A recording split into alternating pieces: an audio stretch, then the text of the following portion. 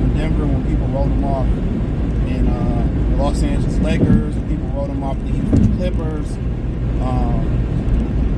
And I want to talk about why it's working so well with the Denver Nuggets. And one thing I liked about Denver, and I liked last season about the Minnesota Timberwolves, is their offense. That's one thing I liked about their offense. One of the things, like Rick Adelman's son, you're gonna have to go around because I'm not getting over.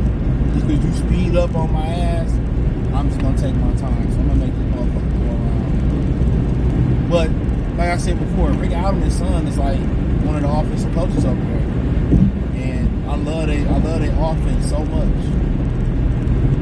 I love their offense so much, man. And one of the reasons it's working in Denver is because the ball don't stick in nobody in. That's one thing I liked about Minnesota. I don't watch a lot of Minnesota this year. I watch a lot of basketball. But one thing about Denver that I do know, that ball don't stick. Nobody's looking to dominate the basketball. They moving, they cutting. You know what I'm saying? Their best players are passing. They go with the high hand. Their best players, Jokic is looking to pass. Jamal Murray is more of an attacker, but he'll pass it. It just when Jamal Murray get on the heater, he get high. Everybody know, hey man, he that nigga. Like, get out the way. So you in the system where the ball not sticking. When you playing with LeBron, that's one thing about LeBron. That's the bad side. It's always the upside and good side. Even if something bad happens to you, it's always an upside and a downside to it. It depends how you look at it. You weigh the options. But it's always an upside or a bad side. But playing with LeBron, a great player, the bad side about it is he dominates the ball. So when you talk about guys that like to naturally score the basketball, and that's rhythm guys or other guys that's good with the basketball, you are subjected to being a catch and shoot guy. So you have to learn to play with LeBron. You just got to learn to, when he ready to defer, you got to stay ready. But for the most part, everybody is just watching catch and shoot. Or everybody is, you got to be looking to cut. You got to help him. He don't know how to play without the basketball. They'll show like a clip of LeBron playing without the band, nigga, them clips. He dominates the ball, so it's hard to play with a guy like that. Until he's ready to defer the basketball to you. It ain't really pretty much nothing you can do about it. So Russell Westbrook, he's a better player with the ball in his hand. So in Denver, they're like, do your thing. We can play with or without the basketball, whether it's Aaron Gordon cutting and going for oops, or ready to catch and shoot, whether it's Michael Porter ready to catch and shoot and cut, whether it's Jokic ready to catch and shoot or post or get out the way, whether it's Jamal Murray ready to catch and shoot or get off the cut. They have a very versatile basketball team, which nobody on that team really needs the ball to be effective offensively. Well, to be effective in general. Nobody really needs the ball.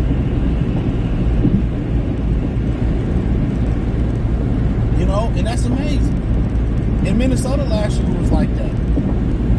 They was just constantly moving the basketball, cutting. But then you had a guy like Julius Randle, who, when he get the basketball, it's like, the offense stops. He's one of them dudes that need the basketball. Nigga still can't go right. Still ain't really worked on his game. Like, Julius Randle is not a player that you're going to win a championship with. Because he's one of those scoring type of dudes. He's one of them ball dominant type of dudes. That's why I didn't work with LeBron in LA. He needs the ball to be effective.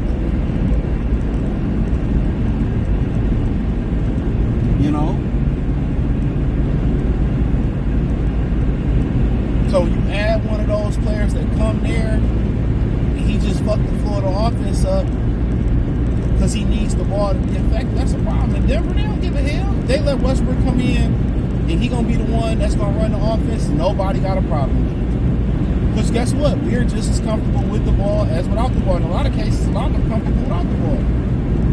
So we'll let Russ create for us.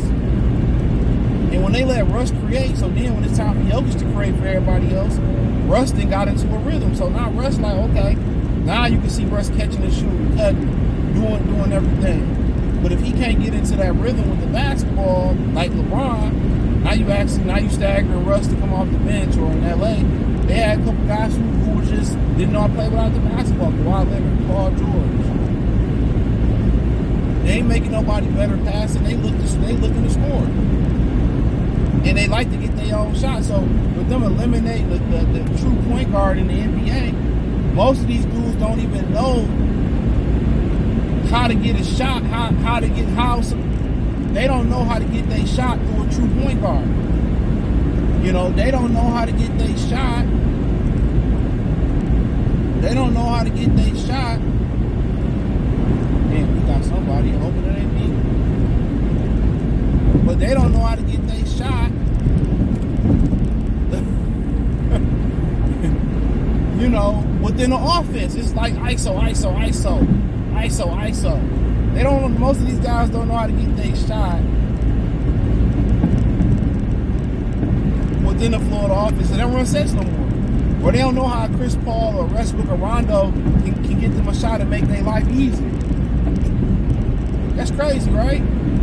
They just know how to get their own shot. Blame AAU, blame the lack of taught fundamentals.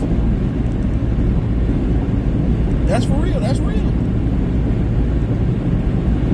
That's real. They do not know how to, get their shot within the floor of the offense. They I'll just get out my way and I'm gonna just dribble and get my own shot. Like, and they don't know how a guy like Westbrook can just make everybody your life easier. As long as he protecting the basketball, he's gonna make it easier for you. So then when it's time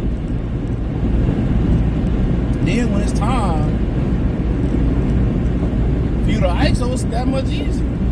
I'm in a rhythm, so they don't even know how to let somebody set them up for success. And how a Chris Paul, a Rajon Rondo, a Stockton, and Isaiah Thomas can make the game easier for them. A Mark Price, all these guys, they made the game easier for these guys. Scotty made it easier for Michael Jordan. Penny made it easier for Kobe, for Shaq.